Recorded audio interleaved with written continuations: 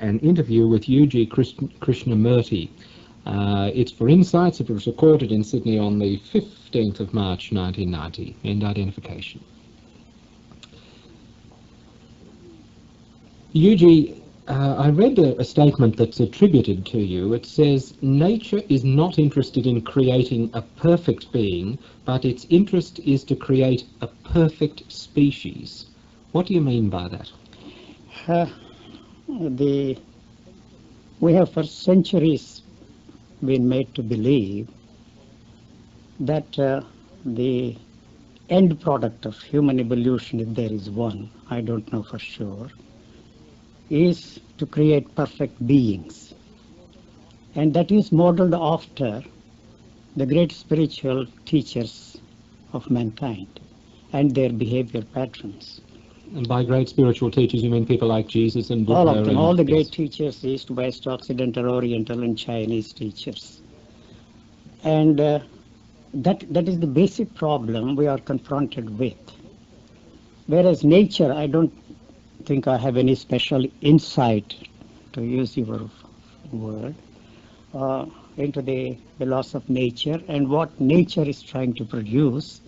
And if there is any such thing as an end product of human evolution, and I don't know, even if there is such a thing as evolution, we take it for granted from what those people who have been doing research, trying to understand the laws of nature, assure us that there is such a thing as evolution.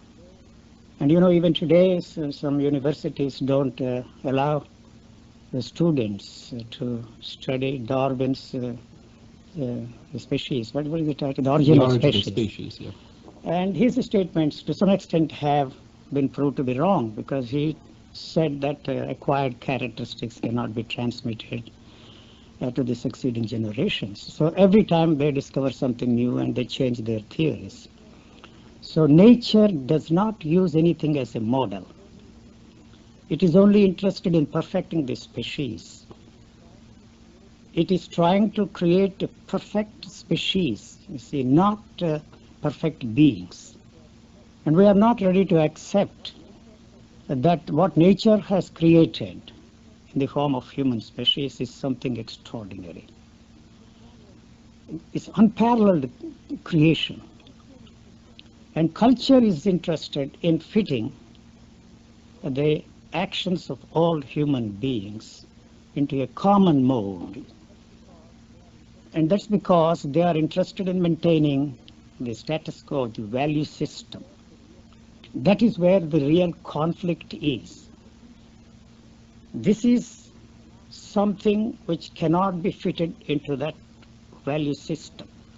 I suppose what I've been trying to do is I've been searching through what I have of what you've written and what you've said in various other media, and you come over as if you're like a universal pessimist. In fact, I was tempted to ask as my first question, given your position, why don't you commit suicide? Yet, obviously, you're a very lively person. Since I have not come into the world of my own choice, I do not think I will opt for suicide. Okay. Well, it's not a clever statement that I am making, but these labels that I am a pessimist and others are optimists do not really mean anything. How would you characterize yourself? All these labels have been put on me, and they put me in that framework of a pessimist, a nihilist, and an atheist sometimes, when I go to the extent of saying that God is irrelevant. If I make a statement like that, I don't mean that I'm questioning the existence of God, or I am not impressed by the theologians discussing everlastingly, trying to impress upon us through their dialectical thinking, cosmological, ontological, teleological proofs of the existence of God. We are not concerned with that at all. I am not concerned with that at all. It has become irrelevant to us because we use that, you see, to exploit, use that as an instrument of destruction. And we want to believe that God is on our side. You know, during the last World War, the Germans claimed that God was their co-pilot, and the Britishers also claimed that God was their co-pilot. Both of them destroyed life and property. So we would like God to be on our side all the time and use him.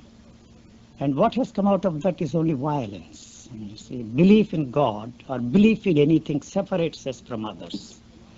When we find that we cannot force our beliefs on others, we would like everybody to believe the same thing. When we fail in that attempt of ours to make everybody believe in God or not God, or in political systems, right or the left, it naturally ends up in violence.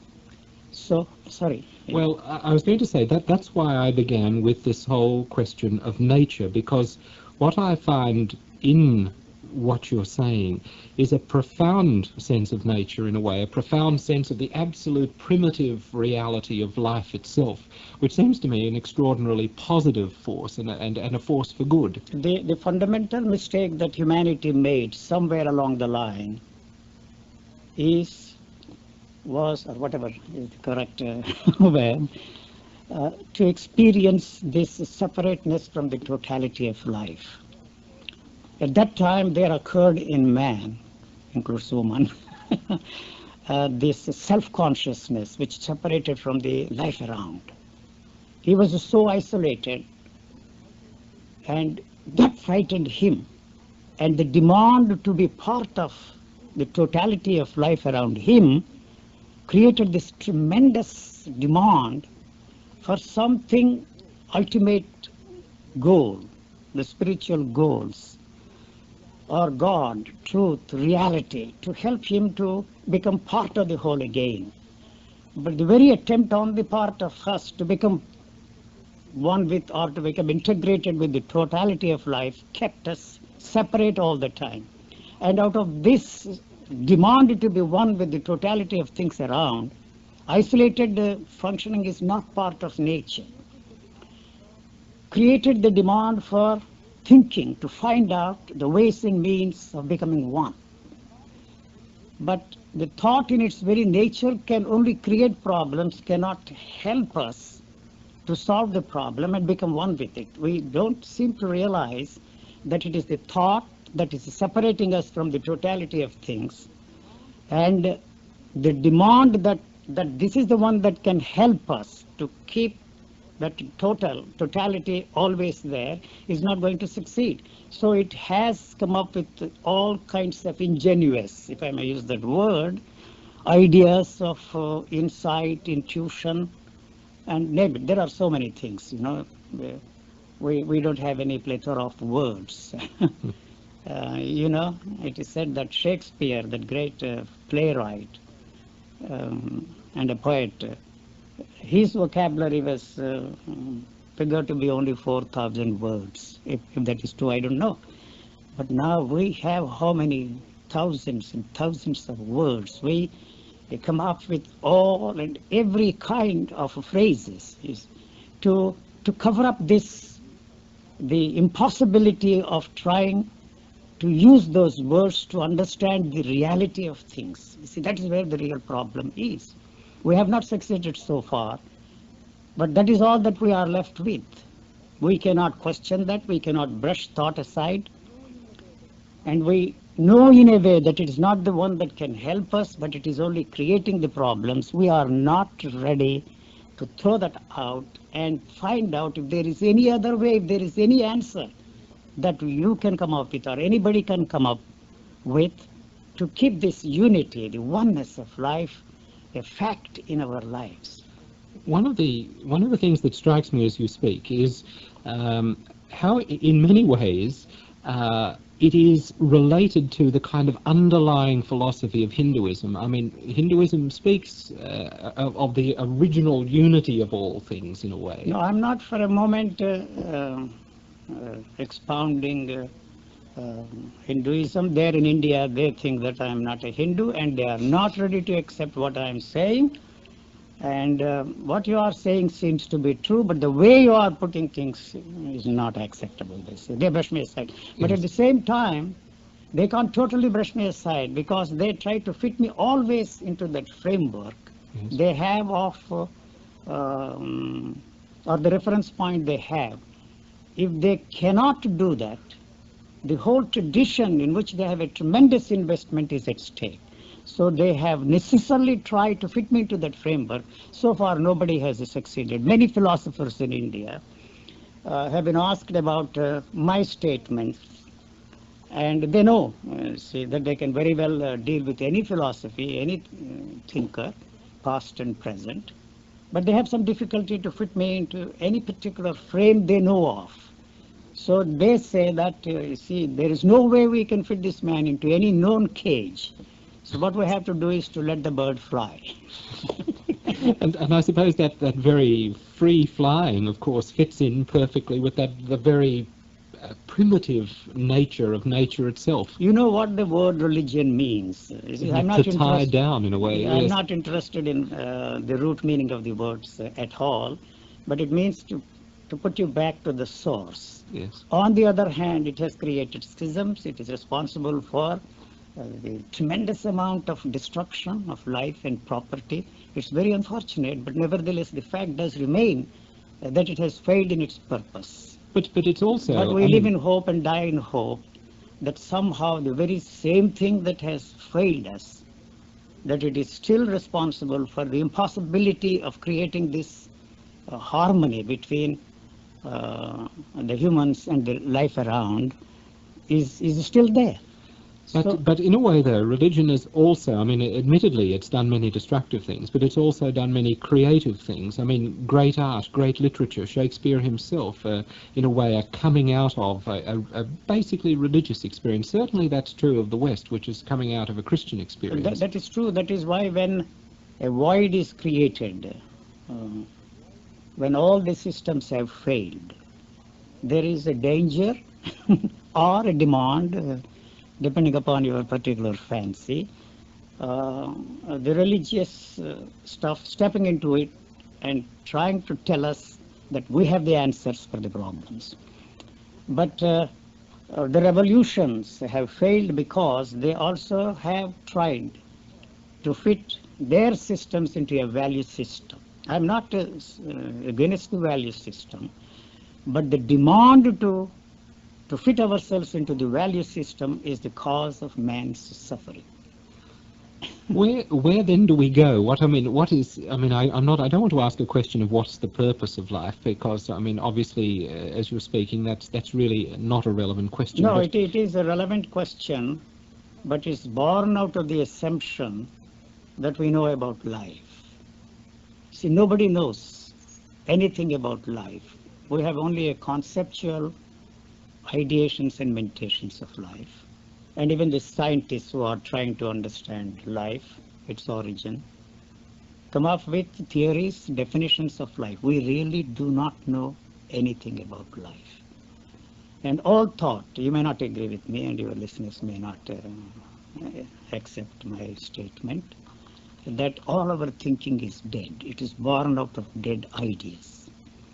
So the thought or the thinking mechanism trying to touch life, experience life, and capture that life and give expression to that life is an impossible task.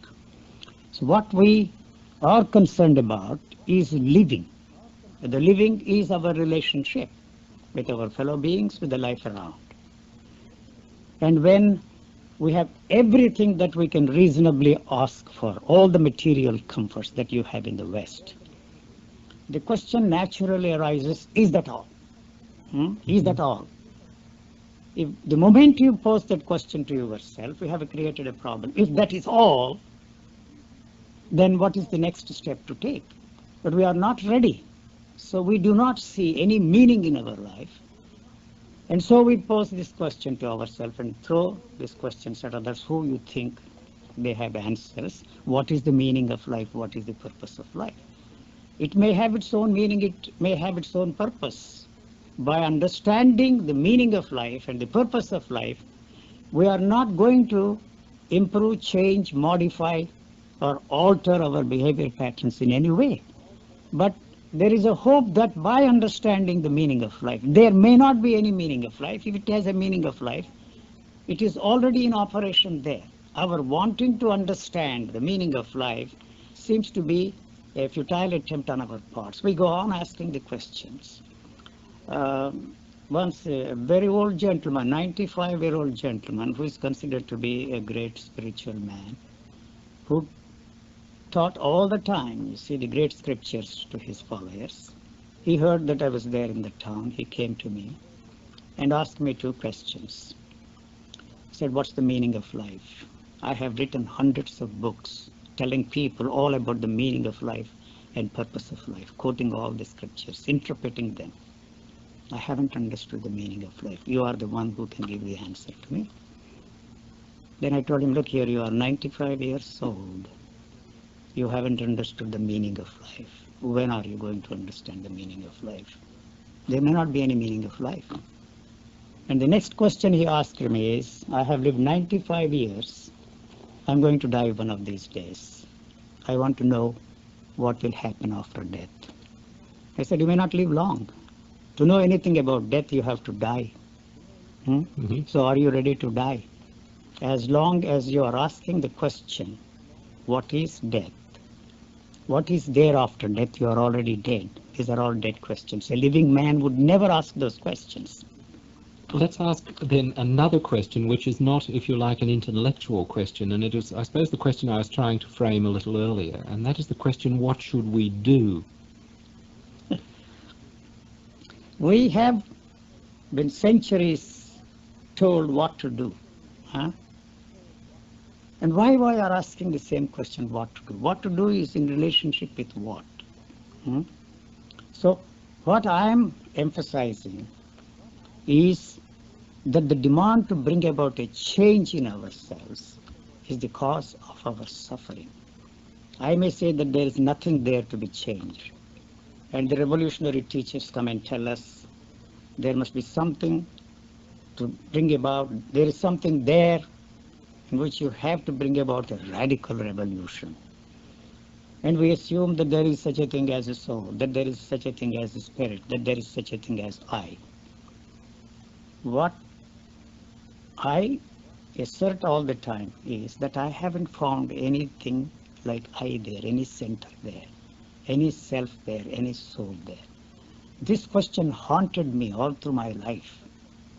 And suddenly it hit me that there is no self to realize what the hell you have been doing all the time. That hits you like, you see, a lightning, When once that hits you, the whole mechanism of the body that is controlled by this thought is shattered.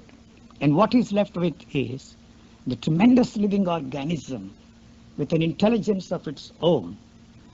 And what you are left with is the pulse, the beat and throb of life. That's all that is there. And there must be something more. And we have to do some things to become part of the whole thing. These questions have arisen because of our assumption that we have been created for a grander purpose other than this species on this planet. That's the fundamental mistake we made, the culture made, in assuming and believing that we are different, that we are made for a different purpose other than the life around us, and that the whole creation is for the benefit of man. So that demand to use nature for our purposes has created all these ecological problems. It's not such an easy thing for us to deal with these problems. We may have reached a point where there is no way of going back. You may say that I'm a pessimist again, but the point is that probably we have arrived at a point where there is no way of going back. And what is the fate of mankind? What is one to do? Anything that is born out of thought is destructive in its nature. That is why I very often say in all my conversations, in all my interviews, that thought in its birth, in its nature, in its expression and in its action fascist. So the thought is interested in protecting itself, and it is always creating frontiers around it, and it wants to protect the frontiers. That is why we create frontiers around us, our family, our nations, and then see this planet for the entire use of mankind. I'm talking all the time. What is your third question? No, I'm fascinated because, in fact, it's one of the most consistently intellectual conversations I've had for a long time. It's Whatever else I may or may not have been, I have never been an intellectual. When people Yet ask me questions, I say I'm illiterate. well, you're certainly, your logic is absolutely consistent. I mean, if one were to look at you just in terms of formal logic, the consistency of your position, in a way, is unassailable. And it seems to me that that is a kind of a product of thought, a product of the rational mind. I suppose what I'm trying to get at is why do, I mean, it would seem to me that the best thing to do is to do in some ways what some of the Christian mystics did when they come to the assumption, when they say that God is nothing to us. St. John of the Cross, the Spanish mystic, says this, for instance. Eckhart, they go, that's right. Remarkable people. Huh? And so that leads then to a silence almost, to an end. Why do you speak, I suppose, is the question. Why do I speak? Yes. Why do I speak? Am I speaking? No, it may sound very funny to you. Yesterday, in my conversation with John Lewis, I used this simile. I have nothing to say, and what I am saying is not born out of my thinking. You may not accept that. You see, it is not a logically certain premise that I am putting across. It may sound funny to you, and you have put me in a very precarious spot, asking me why I am talking. You see, am I talking? Really, I am not. You see, there is nobody who is talking. And I use this simile of a ventriloquist, you see. And he is actually carrying on the dialogue and attributes it to the dummy, or what do you call that one, whatever it is, yes. You see. So in exactly the same way, all the questions are born out of the answers we already have. And any answer anybody gives should put an answer to the end to the questions. But it does not put an end to the questions. But we are not ready to accept the fact that all the questions are born out of the answers. If the question goes, the answers we take for granted, they also go with the question. We are not ready to throw the answers away because the sentiment comes into the picture. The tremendous investment we have and the faith we have in the teachers also is at stake. So there we are not ready to brush aside the answers. Actually, we do not want answers for the questions. And the assumption that the questions are different from the questioner is false. So if the answer goes, the questioner also goes. The questioner is nothing but the answers. So that is really the problem. We are not ready to accept the answer because it will put an end to the answers which we have accepted as the real answers for that.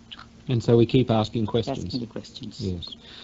And where would we be in radio without a few questions to ask? And you have asked questions, I have tried to give answers. I just check, how long have we got on that tape? Okay, right. 23 minutes more. No, we've got 7 minutes left on the tape. Yes, I'm going to get my money's worth out. I mean, you are most welcome. I was.